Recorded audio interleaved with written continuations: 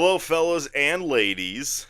It's time to predict the Oscar winners. Shit's finally about to end. I'm so over this fucking season. And I imagine this will be a quick video because so many of these are locked up. I got Kung Fu Panda in a few hours, so I gotta, film this quickly. So let's get in it. Let's start off with one of the easiest categories Best Picture.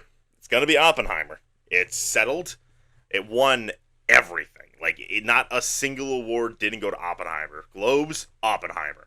SAG, Oppenheimer. BAFTA, Oppenheimer. DGA, Oppenheimer. PGA, Oppenheimer. Critics' Choice, Oppenheimer. It's a clean sweep. It really just kind of comes down to what even, let's say in a fucking alternate universe, what would beat Oppenheimer? My genuine answer is, I don't know. And I guess we can just go with another easy category, which is director, which is going to be Christopher Nolan for Oppenheimer. Oppenheimer's just going to have a fucking clean sweep here. Maybe not. Okay, clean's the wrong word. It's going to lose some stuff. But, this is not going to be one of them. We've known forever that Christopher Nolan had this in the bag. Even when things were, maybe we thought Yorgos could win, we all still had Nolan at one. It's going to be Nolan. Congratulations on your first Oscar, you British little bitchling. Don't make Tenet 2. Go on to Best Actor. This is going to be Cillian Murphy for Oppenheimer. We thought maybe Paul Giamatti could take it, but nope, it's sealed up now. I don't know. I always thought it was pretty obvious he was going to win. Paul Giamatti scared me for a little bit, but it seemed a little obvious that Cillian was winning. Can't believe y'all are getting the wrong messages from Cillian winning again. Oh, because he's a biopic. How did you still get the wrong message from Cillian winning? Whatever. It's his. He has it. We can move on to an actual hard category. I can't believe it. It's happening. Best Actress is really, really hard to predict. Emma Stone won the Golden Globe, as did Lily Gladstone. She won in drama. Emma Stone won in comedy. Then Emma Stone won Critics' Choice, which should have been a gimme for Lily Gladstone. And then Emma Stone won BAFTA, where Lily Gladstone wasn't nominated. But then Lily Gladstone won SAG. So now we're in a tussle between these two. A lot of people are very content with saying, oh, well, it's just last year. Emma Stone's Cate Blanchett, a former winner who won Globe, Critics' Choice, and BAFTA, and then Michelle Yeoh won, Michelle Yeoh was the narrative, yada, yada, yada, won SAG and the Oscar. Here's the thing. It's very possible that it goes down this path as well. But Michelle Yeoh and Lily Gladstone are not exactly the same. Michelle Yeoh had a career thing going for her. She was the face of the most awarded film in history. Whereas Lily Gladstone is barely, arguably not even the lead of a film that's not going to win nothing else outside of her. So, yeah, it's going to be a little sticky. If I'm being honest, I think logic still supports Emma Stone.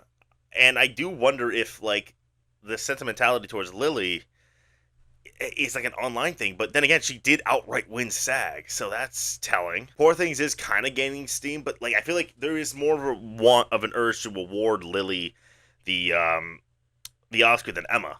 But it could just be Emma Stone. That's entirely possible. There is still some red flags attached to Lily. I think I've just kind of accepted that I might get it wrong.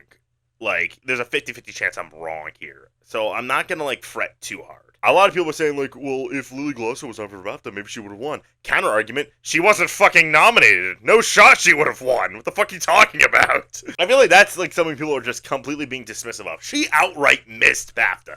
That's not good. You can twist it however you want. Be like, oh, but what about the jury? Well, counter-argument, wouldn't that mean she was number 4 best case scenario for BAFTA? But then Lily won SAG. It could have been, fuck. Man, if Emma won SAG, it would have been easy. But man, ooh, that's tricky. A part of me wants to just flip a coin, because I really don't know what to do. But a part of me is I feel like logic is supporting Emma.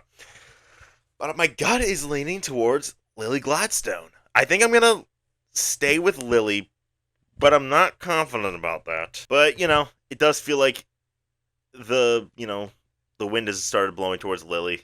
I don't know how much of that is an online thing, but she did outright win SAG. So, yeah, I'll stick with Lily. If I'm wrong, I'm wrong. And they're both deserving. If Lily loses, don't pretend Emma sucked. Supporting actor, Robert Downey Jr. has this in the bag. He swept. There's no reason to question him. Supporting actor is going to go to Divine Joy Randolph. Another easy sweep. We didn't have a lot of those, or any of those last year. So I think we got a little, we got a little selfish. But yeah, sweeps are happening again. Divine Joy Randolph, it's hers. Original screenplay. Anatomy of a Fall is going to win. Simple as that. Really excited for Justine Triet to win her Oscar. I mean, nothing else won anything. I know it didn't sweep because it wasn't nominated Critics' Choice for some reason. And, even if it was nominated, Barbie was still going to win. But Barbie's not even in original here. So that's not really, can't really go off of that. Yeah, Anatomy of a Fall. Easy peasy. Best adapted screenplay, it's gonna be American Fiction. I don't really, like, it won everything. Like, it won BAFTA when it wasn't even, like, it was its only nomination and it's still won screenplay. Like, what does that tell you? There is something to say about the fact that Barbie, wasn't up against American Fiction once, and Critics' Choice Barbie would have beaten American Fiction, but BAFTA, I'm willing to say that American Fiction would have won still. Granted, on face value, if you were to say, without any evidence, no precursors, nothing, if you were to say, oh, which one's going to win, Barbie or American Fiction, I would say Barbie. I feel like Barbie has a little bit more about, like, what wins screenplay, but some of American Fiction, just Barbie a little more so. And Barbie hasn't been winning. I mean, granted, WGA isn't happening yet, and Barbie's gonna win WGA. But it sells American Fiction probably, so that doesn't really help us. I do think that, like, if Barbie were to win, I'm just gonna be wrong. You know what I mean? Like, I'll just go with American Fiction. That's probably what's just gonna win. I don't think Oppenheimer really has a shot. I mean, Critics' Choice, BAFTA, Golden Globes, all three of them went all out for Oppenheimer, and they didn't win screenplay to either of them. Like, you know, take the hint. Best costume design, I'm not gonna lie, I think this is another easy category. A lot of people are considering Poor Things, which I kind of get, but, like, I mean, Barbie is costumes. I think costumes are too, like, you know, outfits or whatever, are too, like, attached to the identity of what Barbie is, not just the movie, but the brand Barbie. And also, you just think of the word Barbie, and you just think of some of the outfits in this movie. Whereas Poor Things, like, definitely has some wacky costumes, but I feel like Barbie's is just so much more iconic that I don't really see, like, how it loses. I think Barbie has this in the bag, if I'm being honest. Like, I'm just not feeling a Poor Things victory here at all. When we get to production design, we can talk. But for costumes, I think Barbie has it. Best cinematography, it's gonna be Oppenheimer. It's swept. I mean, it has a narrative attached to it. Like, they literally built new forms of cameras just for this fucking movie. I mean, you know, come on. It's, like, weirdly enough, like, the least showy, and yet it's won everywhere. There's no real need to question it. It's Oppenheimer. Best editing is also going to be Oppenheimer. The showiest. This one is the showiest of the bunch. Oppenheimer's going to win editing. We can move on. Best production design. All right. This one is very sticky, because initially I would have told you, I mean, I always thought Poor Things was possible, but I thought Barbie was definitely going to take this. But I'm definitely really nervous about that ADG victory that Poor Things had over Barbie. And I would even make an argument that Poor Things' production design is showier than Barbie's, even though Barbie's is a little more iconic. But Poor Things hasn't been winning. Like, it's like, no matter how you want to put it, it's the front runner. But and also Barbie hasn't been doing that well. Kind of. I mean, like, I think it's just because it started so high. It's not really that weird that it's not winning a bunch of things. Whereas Poor Things had a really good BAFTA day, and then it won that ADG thing. But after that, it didn't really do anything special. Is it doing better than Barbie? Unquestionably, but, like, you know, I wouldn't say, like, that much better. I think I'm gonna, like, lean towards Barbie. Even though, like, I mean, I don't have to tell you, I have it winning song. Barbie winning 3 Oscars at this rate does feel a little weird, whereas I don't have Poor Things winning anything. That feels a little strange, but, like, not that strange. It could blow up in my face. I definitely acknowledge that. But, like, I don't know. Something's still telling me that Barbie's gonna snack production design. Who knows? We'll see. We'll see. I won't be surprised if Poor Things wins this one. I'll be very surprised if it wins costumes, though. Best original song. I do think I'm Just Ken could win still. But I gotta admit that Grammy win for What Was I Made For is very, very, very tempting. So I think this is another one where I'm just going to be like, all right, look, I do suspect I'm Just Ken. Like, I feel like my gut is saying I'm Just Ken. But, you know, I'll you know, concede. I'll conform and say, What Was I Made For? It's going to win. But if I'm Just Ken wins, I'm going to kill you. Best sound. You know, there is definitely a chance for Zone of Interest. But in all likelihood, this is going to be Oppenheimer. Like, I won't be too surprised if Zone of Interest wins. Like, it makes sense, but in all likelihood, I feel like Oppenheimer's just gonna, like, win wherever, like, realistic. Like, you know, like, when I say realistic, like, if it won, like, production design, that'd be fucking stupid. So yeah, I'm just gonna stick with Oppenheimer and sound. My guard's up for Zone of Interest, but, you know, Oppenheimer. Best original score, Oppenheimer. No further questions. Best makeup and hair.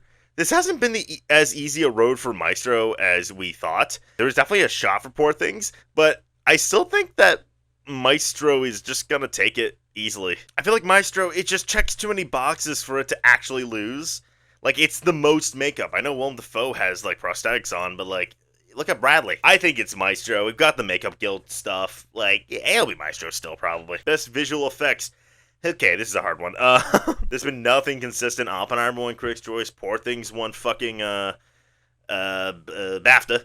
And then the creator did win VES, and then supporting visual effects, which was supposed to be a gimme, a layup, fucking easy peasy lemon squeezy for Napoleon, went to Naiad. So, right off the bat, Mission Impossible is not happening. Either is Guardians of the Galaxy, honestly. I feel like that's just, like, I don't know. I feel like there's definitely a case for Guardians, but it's just, like, not gonna happen. And I gotta be frank here. There's a lot of optimism for Godzilla. In fact, I remember when I tweeted, oh, creator's probably gonna win VFX, and everyone's like, the stats don't work for the creator, you idiots! I'm gonna predict Godzilla! And I'm like, wasn't that nominated nowhere? I definitely see the case for Godzilla, like there's a bit of a grassroots thing there, but I feel like if that happens, I'm just gonna let it shock me. Whereas I think it's just gonna be either creator or Napoleon, and this is maybe shorter than I'm giving it, like, the amount of time it should have. But I'm kind of confident that the creator is going to win. Creator is just clearly the best of the bunch, visual effects-wise. Napoleon has its naysayers, for sure. Not that the creator's, like, fucking critically acclaimed, but, like, no one has any issues with the visuals of that movie. And I know creator's, like, a blockbuster, but it's not like a trashy blockbuster by any means. I kind of think, like, why did Napoleon lose supporting visual effects at Visual Effects Society to Naiad? That's the problem. That was supposed to be a layup for Napoleon, and it went to Naiad. I don't know. Maybe I'm being a little too short-sighted on this one, but I think it's going to be the creator. Best international feature, Zone of Interest is going to win. If Anatomy of a Fall was here, it would have won for sure, but France is stupid, so it's going to be the Zone of Interest. Moving on. Best animated feature, I think this is just going to be Spider-Man Across the Spider-Verse. One PGA, one Critics' Choice, one Ace, where Boy and the Heron wasn't even nominated. Boy and the Heron won BAFTA and Golden Globe. That's good. But I feel like Spider-Verse being Spider-Verse is just too good for it to lose. Documentary feature, this is going to be 20 Days in Mariupol. Lock, loaded, easy. About Ukraine, it's won the most things. I know it lost PGA, but none of the other nominees were nominated here, so, yeah, 20 Days in Mariupol, easy. Now we get to the short films. I saw all of them. I reviewed all of them for the channel. If you want to go watch that, if you want to, don't be shy. I'm going to start with the documentary shorts. I think I'm agreeing with most of my colleagues here that the three are the ABCs of book banning, which I did not like, Last Repair Shop, which I loved, or 99 WIPO, which was fine. A lot of people are saying ABCs of book banning, which I do understand because, it's important. But the presentation is so bad. Like, I feel like its PowerPoint presentation, approach, I feel like it's gonna turn voters off. Like, I know it's about something important, which is definitely tempting.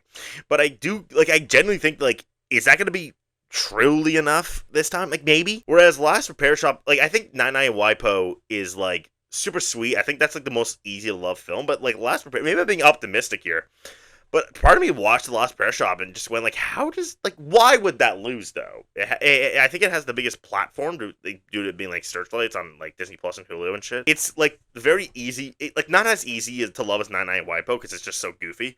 But Last Repair Shop is such a, heartwarming film. I do think that, that means a little bit more than, finger wagging that, ABC's of book banning does. I will say, this might be, false, equivalency here, but ABC's of book banning has a poppy title. I do think that matters to an extent. It sticks out amongst a crowd, but a part of me is just kind of but what is that movie? I feel like people will agree with the message, but then just be but what did that movie just didn't do anything with it? Maybe I'm being optimistic here, but I am gonna go with The Last Repair Shop. I think that's the very endearing film. Maybe not as much as 99 WIPO, but 99 WIPO is a little bit too breezy and slight, in my opinion. Best animated short. Look, I hate to be, pessimistic here, but I think the worst movie, War is Over, is going to win.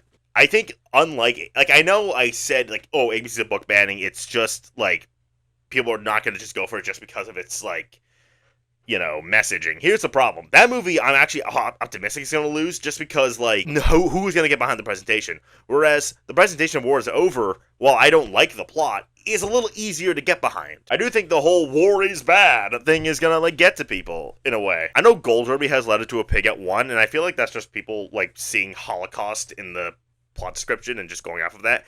I gotta be honest, I don't see it winning at all. I think the movie is like, I love Letter to a Pig, but it's like weird. Like, this movie's very abstract and out there.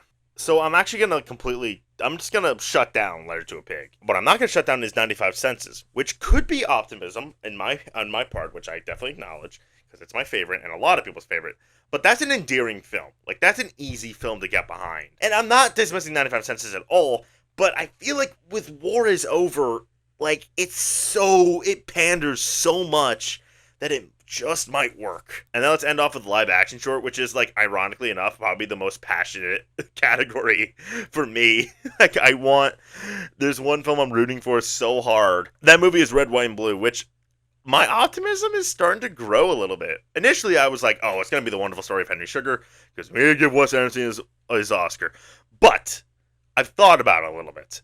Wonderful Story of Henry Sugar is a movie for Wes Anderson diehards. Now, we know that contingency exists in the Academy. That said, we saw with Asteroid City and The French Dispatch, it's not that easy. But we saw with The French Dispatch and Asteroid City that those movies, you have to be into Wes Anderson or else you're fucked. And they didn't go for it at all. So I do wonder if that's possible with Wonderful Story of Henry Sugar, a movie that gets at nothing. Let's just kind of be honest here. Even if you like the movie gets at nothing other than, ooh, Wes Anderson's quirky. But a part of me is also kind of like, what's the over-under that most voters, that's the only movie that they saw? But then you have Red, White, and Blue, which is so much better in every way. But on top of that, it's a very easy movie to get behind, and it has something to say. Like, it's an important film. Like, it's like, oh, ABC's a book banning, which, has a thing to say.